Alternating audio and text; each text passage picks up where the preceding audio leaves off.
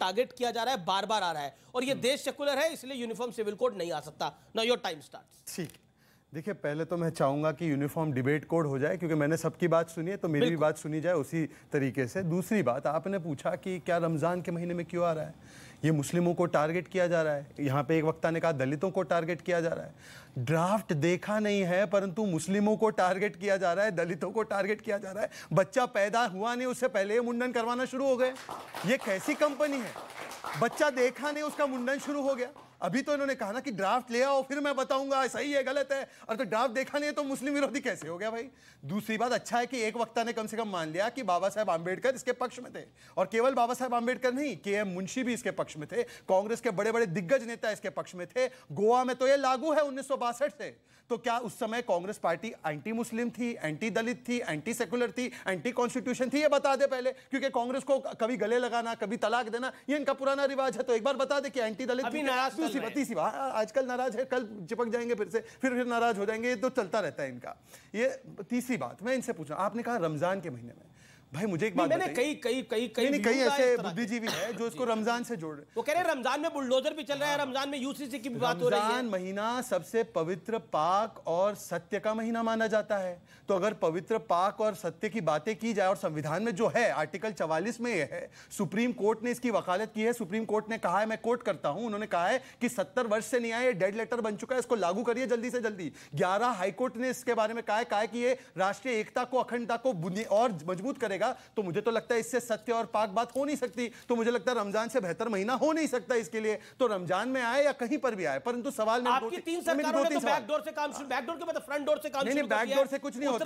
मेरी बात सुनिए अमीश जी, मेरी बात सुनिए। इस देश में यूनिफॉर्म सिविल कोड हो, यूनिफॉर्म लाउड स्पीकर कोड हो, यूनिफॉर्म बुलडोजर कोड हो, ये सारे काम आगे के दरवाजे से ही होते हैं, कोई पीछे के दरवाजे कोई काम हम नहीं करते। पर दूसरी बात मैं आपसे कहना चाहता हूं, एक सेकंड, मैं सिर्फ एक सवाल पूछना चाहता हूं। ये वैसे तो इनकी मंडली जो है, इनका इकोसिस्टम, ये नहीं, इनका इकोसिस्टम कहता है महिला, हम महिलाओं के अधिकारों के लिए है, लड़की हूं लड़ सकती हूं, लड़की हूं लड़ सकती हूं। पर जब महिलाओं की बात आती है तो शाह बानू से लेकर शायरा बानू तक 3 तलाक का कानून, इन्होंने कहा ड्राफ्ट दिखाओ। 3 तलाक का कानून तो सुप्रीम कोर्ट ने कहा, फिर भी इसका विरोध किया। सीए का ड्राफ्ट देखा, फिर भी उसका विरोध किया। और जो चीज का ड्राफ्ट नहीं है उसको कहते हैं एंटी मुस्लिम है। ये कैसी मंडली है? इनको ड्राफ्ट दिखाओ तो विरोध, ड्राफ्ट ना दिखाओ तो विरोध। तो इसलिए मैं कहता हूं ये यूसीसी का विरोध नहीं है, ये बीबीसी का विरोध है। बीबीसी मतलब भड़काओ भाईजान कमेटी। ये भड़काओ भाईजान कमेटी है जो महिलाओं के अधिकारों के खिलाफ खड़े हो जाते हैं हमेशा। ठीक है, शादाब इस पर इनको बोलिए 3 तलाक का समर्थन करते हैं क्या? शादाब का समर्थन करते हैं? पहले पूछ।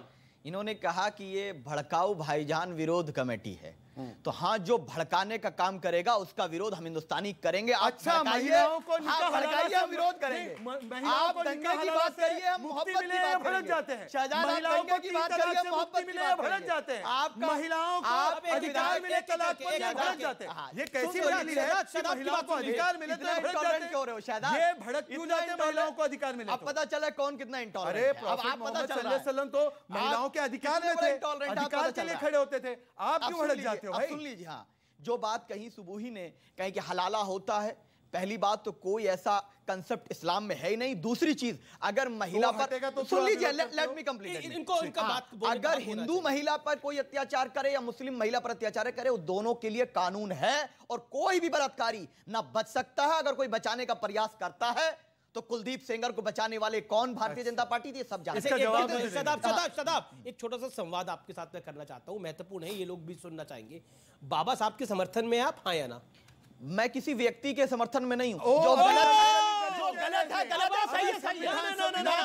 कल तक तो बाबा साहब की बात करते, मैंने बोला बाबा साहब के समर्थन, बाबा साहब को आप पसंद करते हो, उनके संविधान के, उन्होंने संविधान में बाबा साहब जो आप तो हर दूसरी डिबेट में मुझे बोलते हैं बाबा साहब ने ये कहा, जो बाबा साहब ने कहा आप उसको लागू नहीं करना चाहते।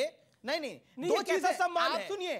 किसी भी व्यक्ति की, चाहे को दुनिया में जितने भी लोग आजाद हिंदुस्तान में आए, हमारे तमाम political leaders, let me complete, Nehru ji हो, चाहे पटेल साहब हो, चाहे अंबेडकर साहब हो, अगर उन्होंने कोई गलती उनके जीवन में हुई, इसको मैं कैसे स्वीकार करूं? उन्होंने मुसलमानों को अंबेडकर की गलती थी, यूनिफॉर्म सिविल कोड की बात कर रहा हूं, को रिजर्वेशन से भीमराव अंबेडकर की गलती थी, अंबेडकर जी ने विरोध नहीं किया, का शब्द ना शामिल करना, अंबेडकर जी ने विरोध नहीं किया। दिस एक्सपोजेस यू, बिल्कुल कोई भी व्यक्ति होगा, बाकी उन्होंने जो आर्टिकल दिए उसके लिए सम्मान। जी, जवाब सुबह का छोटा संक्षेप। अमीश, जिस समय हमारा संविधान की रचना हुई वो उस समय की देश की चुनौतियों को देखते हुए बनाया गया।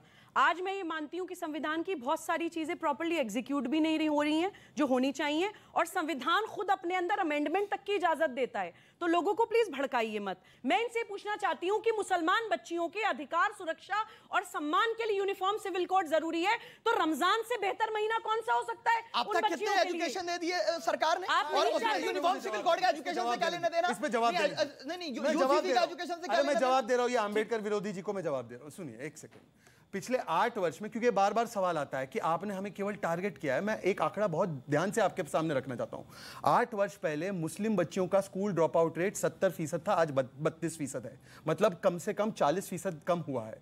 आज 8 साल पहले एक भी घर में मुसलमान और चाहे गरीब हो, उनके घर में 13 करोड़ टॉयलेट बने तो 36% हिस्सेदारी मुसलमानों को मिली है। आज जब बैंक अकाउंट खुले हैं तो 20% हिस्सेदारी मुसलमानों को मिली है। आबादी के हिसाब से मुसलमान कितने देख लीजिए। आज जब उज्ज्वला योजना के गैस सिलेंडर पहुंचे 9 करोड़ तो उसमें 30% हिस्सेदारी मुसलमानों को मिली है। आज जब स्वच्छता योजना, नल से जल की योजना के तहत नल लगे घर पे तो उसमें 20-30% जो हिस्सेदारी है वो मुसलमानों को मिली है। तब ये नहीं कहेंगे कि मुसलमानों के साथ भेदभाव हो रहा है। पर आज जब यूनिफॉर्म सिविल कोड, नहीं एक सेकंड, इन्होंने कहा टारगेट किया जा रहा है, मैं एक सेकंड अमी जी 10 सेकंड और 10 सेकंड आज यूनिफॉर्म सिविल कोड दावा करके ना निकल जाइए। बता रहा हूं, आप देख लीजिए, फैक्ट देख लीजिए।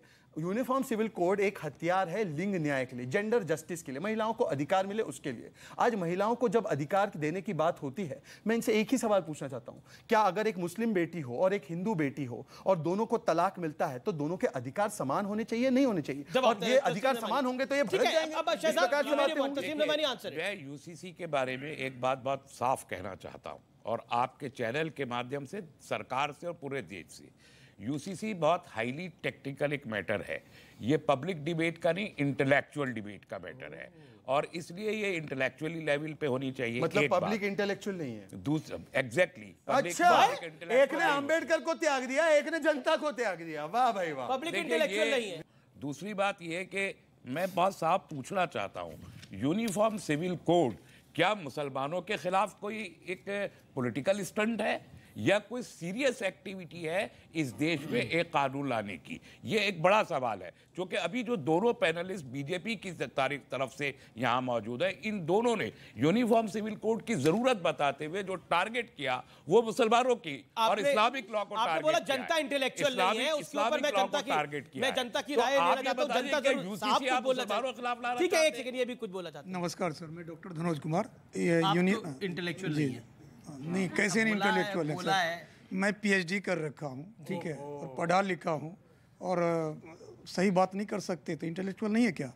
यूनियन सिविल कोड जरूरी है। नहीं, मैं नहीं ऐसा कह रहा, मेरे को तो लगता है कि इस देश के कोटि लोग इंटेलेक्चुअल है। भारत एक ऐसी धरती है जहां पे इंटेलेक्ट ढूंढने के लिए दूरबीन नहीं ढूंढनी पड़ती, दूरबीन से नहीं ढूंढा जाता। यहाँ पे यहाँ की जनता ही इंटेलेक्चुअल है। गोया आप चाहते हैं कि डेमोक्रेसी अब मोमोक्रेसी में बदल जाए? आंखें मांगता तो मैं दे देता।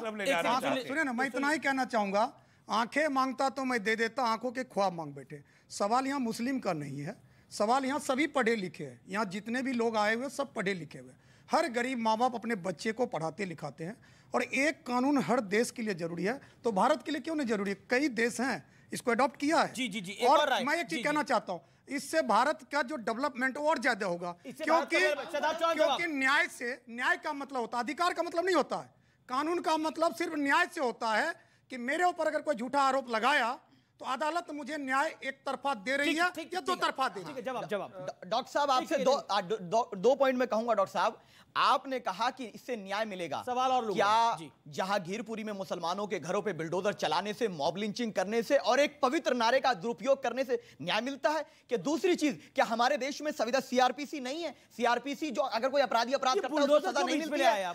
अदालतों को जो धुमिल करने का कार्य कर रहे हैं, अदालतों से बड़ी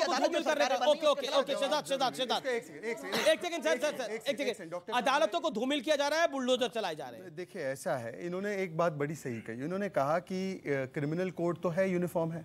कभी कोई ये all India Muslim personal law board जैसी तंजीम ये जाकर नहीं कहती कोर्ट में कि देखिए क्रिमिनल कोड क्या है, उसको शरिया के हिसाब से, अगर कोई तस्लीम या शादाब चोरी करता है तो इसके हाथ काट दो, और अगर कोई अमीश चोरी करता है तो उसको पीनल कोड से दो। वो बोलने के लिए कभी कोई कोर्ट नहीं जाता। सब सिविल लॉ में जहां पर महिला विरोधी है वहां पर कोर्ट चले जाते हैं। दूसरी बात